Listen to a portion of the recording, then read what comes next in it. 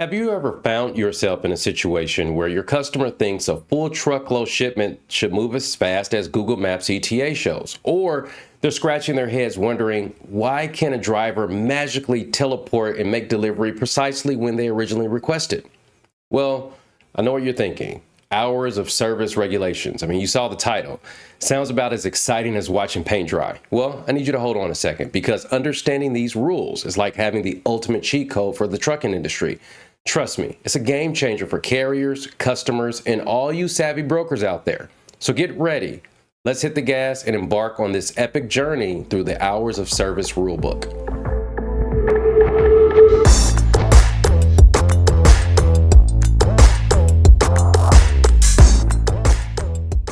So what are hours of service regulations? Well, truckload HOS regulations are federal guidelines that govern the number of hours a commercial truck driver can operate their vehicle before taking required rest breaks. These regulations are enforced by the Federal Motor Carrier Safety Administration, or FMCSA, which is a branch of the Department of Transportation to enhance road safety by reducing the risk associated with driver fatigue. HOS regulations apply to commercial vehicle drivers, including those operating in the truckload industry. This means long-haul truckers, freight carriers, and anyone transporting goods for a fee. There are several areas here we're going to review: the 11-hour driving limit and 14-hour duty limit, rest breaks, the 60-70 hour weekly limit, sleeper berth provisions, and finally, exemptions and exceptions. The 11-hour driving limit dictates that a driver is permitted to operate a commercial vehicle for a maximum of 11 hours. However, there's a prerequisite. The driver must have enjoyed a minimum of 10 consecutive hours off duty before embarking on this 11-hour driving shift. This regulation is designed to prevent driver fatigue and ensure that drivers are adequately rested before taking the wheel. Now, the 14-hour duty limit is another critical aspect of HOS regulation. It stipulates that a driver cannot continue driving once they've reached the 14 consecutive hours since coming on duty. Just like the 11-hour driving limit, this rule also necessitates that the driver has had at least 10 consecutive hours off duty before their shift. The aim here is to prevent drivers from working excessively long hours without adequate rest, thereby promoting road safety. When it comes to rest and breaks, drivers are required to take a 30-minute break after accumulating 8 hours of driving.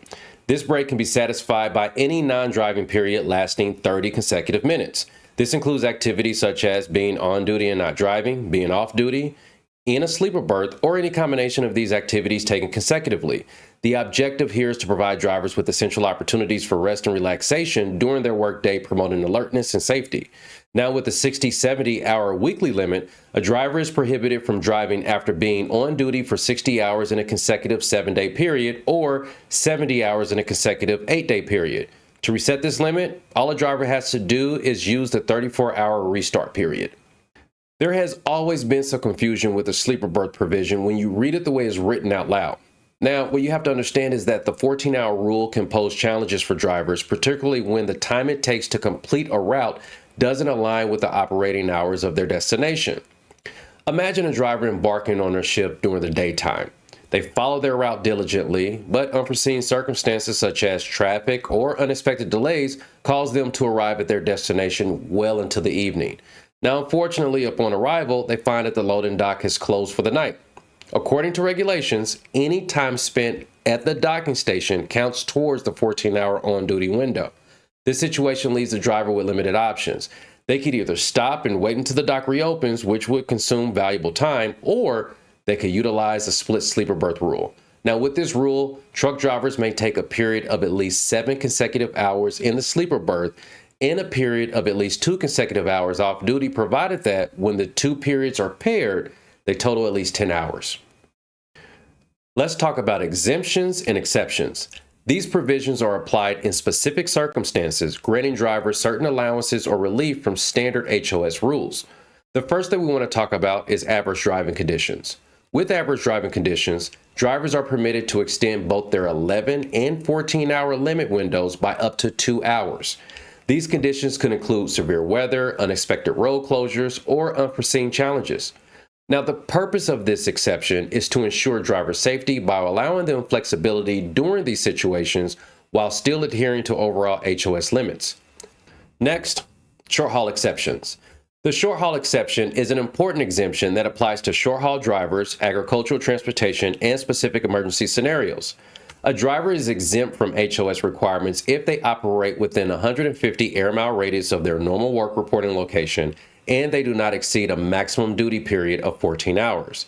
Another exemption applies when a driver must report and return from their normal work reporting location within 14 consecutive hours.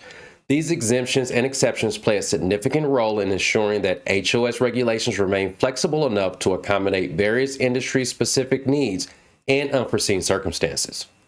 In conclusion, truckload hours of service regulations are not just a concern for drivers. They are a fundamental aspect of the trucking industry that brokers must understand. Compliance, accurate scheduling, customer communication, and operational efficiency all depend on a broker's knowledge of HOS regulations. Staying informed and up to date with these rules are essential. Now, as always, we thank you for watching.